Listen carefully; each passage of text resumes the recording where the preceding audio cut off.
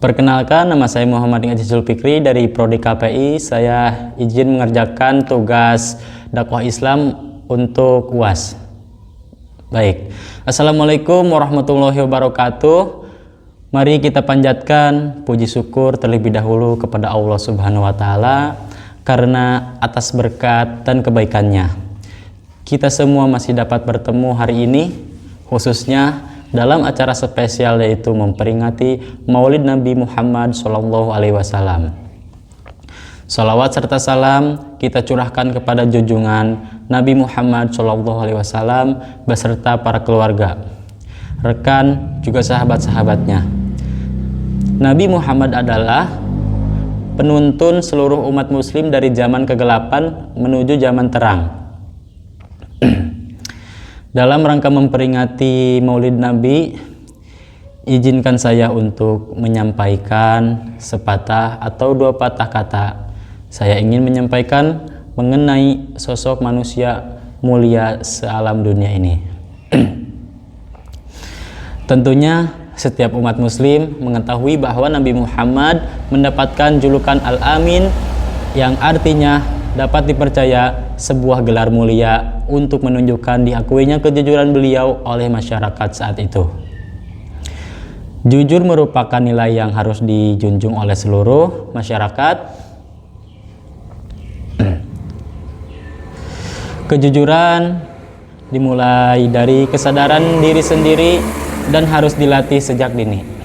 Misalnya di lingkup di sekolah, siswa maupun guru harus menerapkan kejujuran. Misalnya juga dengan tidak menyontek ketika ulangan, atau tidak berbohong kepada guru, kepada orang tua, dan ataupun curang saat bermain dengan teman-teman. Mungkin terkadang saat menghadapi situasi sulit bisa membuat kita susah mengatakan hal jujur. Namun perlu diingat lagi oleh kalian, sebagaimana diakui oleh Nabi Muhammad SAW, maka berperilaku terpuji dan jujur harus tetap dijalankan. Beliau tidak mengajarkan kebohongan atau menyembunyikan sesuatu demi kepentingan tertentu. Sebagaimana disampaikan dalam surat Al-Ahzab ayat 21 yang berbunyi sebagai berikut, yaitu yang berbunyi, laqad kana lakum fi rasulillahi uswatun hasanah liman kana yarjullaha wal yaumal akhir wa dzakarallaha katsira. Yang artinya adalah sesungguhnya telah ada pada diri Rasulullah SAW, yaitu suri tauladan bagimu, yaitu bagi orang yang mengharap rahmat Allah Subhanahu wa Ta'ala.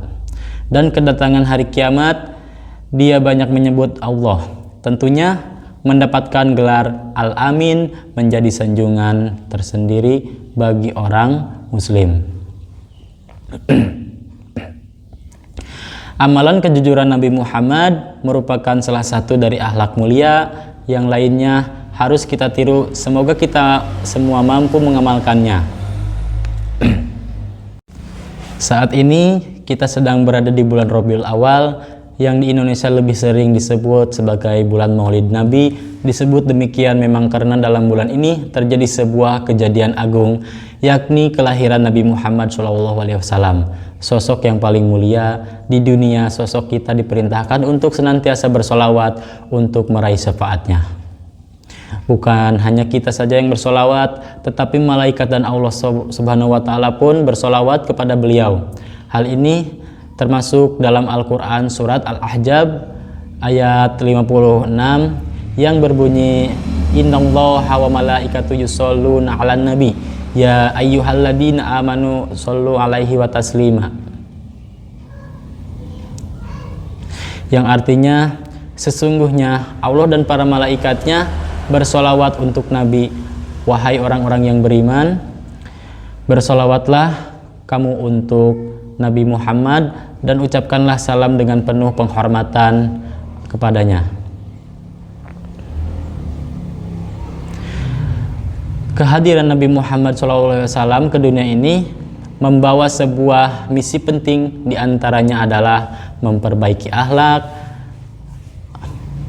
atau Misi ini menandakan bahwa akhlak menjadi bagian penting dalam kehidupan, karena itu yang akan membawa perdamaian dan ketentraman dalam setiap interaksi manusia dengan lingkungan sekitar. Rasulullah SAW bersabda dalam sebuah hadis yang diriwayatkan Bukhari, Al-Baihaqi dan Hakim, yaitu berbunyi innama bu'istu li tamima maqadimal ahlaqi, yaitu yang artinya sungguh aku diutus menjadi rasul untuk menyempurnakan akhlak yang mulia.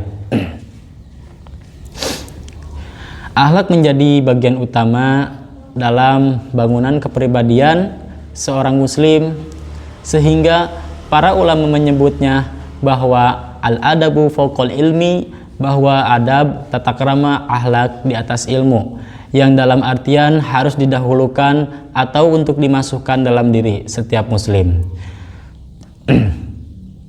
Dalam pendidikan pun sudah seharusnya mendepankan aspek efektif, sikap dan karakter dibandingkan aspek kognitif, kepintaran otak. Maka itu fungsi guru atau orang tua yang paling utama adalah mendidik agar generasi muda menjadi lebih baik, bukan hanya mengajarkan untuk menjadikan generasi muda menjadi pintar, tetapi pendidikan karakter dan akhlak generasi muda di era saat ini menjadi sangat penting. Hal ini karena tantangan dalam godaan zaman di tengah perkembangan.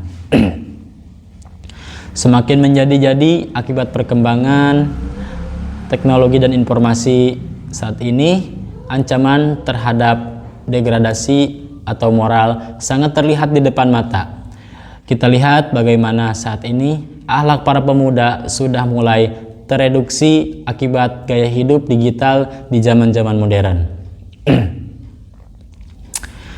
Kejadian tindakan kriminal, asusila, kurangnya kepedulian sosial, dan menurunnya rasa sosial kemanusiaan yang dilakukan dan dimiliki generasi muda mudah ditemukan dalam kehidupan sehari-hari. Saat ini kita rasakan mereka terlebih asik bermain di dunia maya dengan ponselnya daripada bersosialisasi di hidup nyata. Kebiasaan berkomentar di media sosial yang tak terlihat dengan siapa ia berbicara terbawa dalam kehidupan atau kenyataan, sehingga bisa dirasakan mereka menyamakan antara berbicara dengan teman dan berbicara dengan orang tua.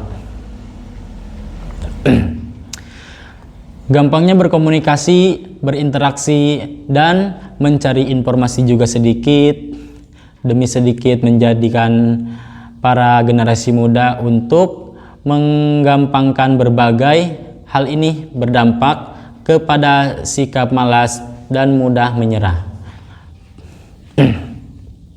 pada tantangan permasalahan yang dihadapi. Mereka terdidik dengan hasil yang instan tanpa perjuangan yang berat dan menghilangkan etos perjuangan serta sikap tak kenal menyerah. Fenomena-fenomena ini patut direnungi oleh kita dan para orang tua pada umumnya untuk momentum Maulid Nabi Muhammad SAW ini menjadikan saat yang tepat untuk kembali memperkuat penjagaan pada akhlak generasi penerus.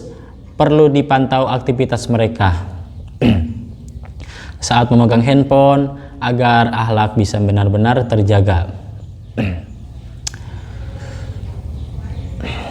Mungkin cukup sekian dari saya. Mohon maaf atas kesalahan dan atau kekurangan yang tidak sengaja. Billahi taufiq wal hidayah. Wassalamualaikum warahmatullahi wabarakatuh.